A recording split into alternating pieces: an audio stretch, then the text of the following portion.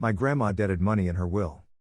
So, I don't know the full story, but I do know the gist of it. My grandma raised her kids with love. She practically spoiled them, and she raised her grandkids too, me and my two sisters.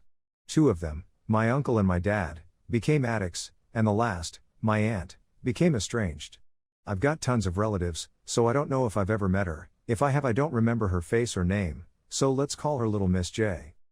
J left without looking back, and constantly asked my grandmother for money. She hardly repaid Grandma, which was a big mistake, because, surprise surprise, my grandma was on top of every penny that she had. She was the best I've ever seen when it came to handling funds.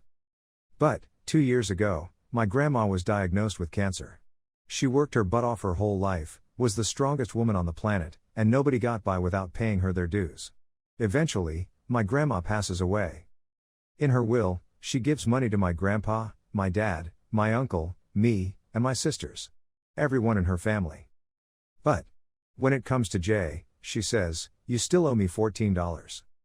I do not know if she actually somehow deeded Jay $14 in a will, or just put it in there as a little slap in the face.